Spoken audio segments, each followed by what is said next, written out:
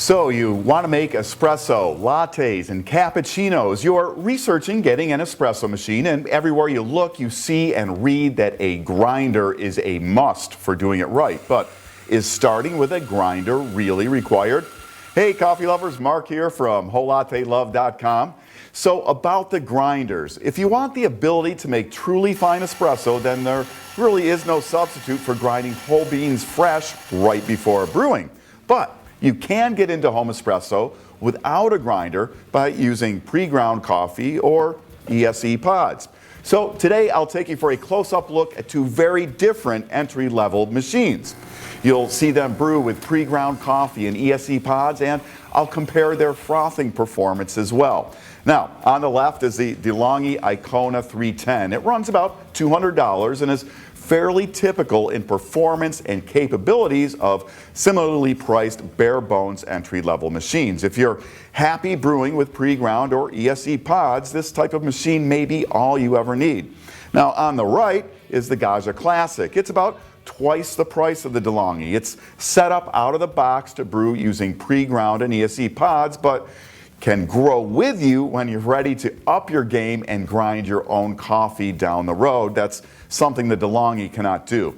The Classic's higher level capabilities come from a few things. First is a 58 millimeter commercial size and weight portafilter, and it comes with the pressurized single and double filter baskets for working with pre-ground and pods, but also includes a regular non-pressurized double basket for use with fresh ground coffee when you add that grinder.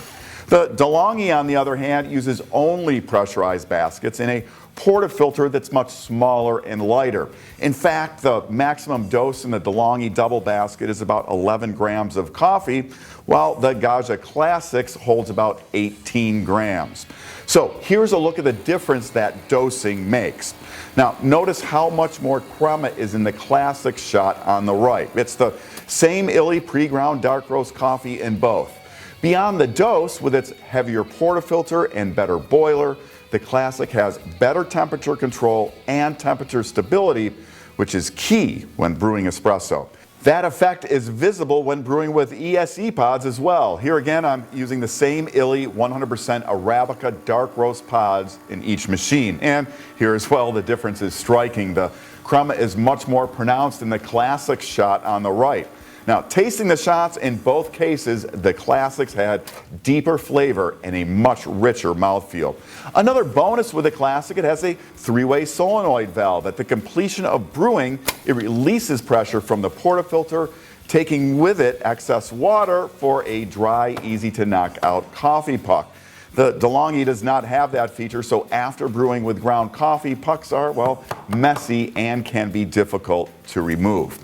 Moving on to steaming performance, both machines are equipped with auto-frothing steam wands. These make it really easy for anyone to produce a reasonable froth for drinks like lattes and cappuccinos by automatically injecting air while heating the milk. To measure performance, I steamed 4 ounces of milk on each machine to 140 degrees Fahrenheit, which is our recommended temperature for best milk flavor. A big performance difference here, with the Classic taking 30 seconds and the DeLonghi Icona taking a full minute to reach 140 degrees. The final froth quality was similar on both machines. In general, a little airier due to the auto frothing. Not latte art capable, as can be produced on higher end machines with a little user skill, but perfectly acceptable for a cappuccino or latte with a little froth on top. So overall, the Classic produces a nicer espresso, but for someone who is okay sticking with ESE pods and pre-ground and doesn't mind longer steaming times, bare bones entry-level machines like the DeLonghi Icona can produce an okay result and save you some money. On the other hand, if you want to start without a grinder and later move up to better espresso with a grinder, the Gaggia Classic is definitely the way to go. With features like the commercial size and weight portafilter, a three-way solenoid valve for dry pucks, and a commercial level build quality, it's my favorite and best value entry-level machine. And as a bonus, it will definitely retain more resale value should you decide home espresso is not for you. Now, if you have any questions about these machines or anything coffee, use those comments and I'll get you the answers. I'm Marc from WholeLatteLove.com. Thanks for watching, and I do hope you'll come back soon for more of the good stuff on everything coffee. Hey, why not subscribe now for easy free access to more videos on everything coffee, brought to you by WholeLatteLove.com.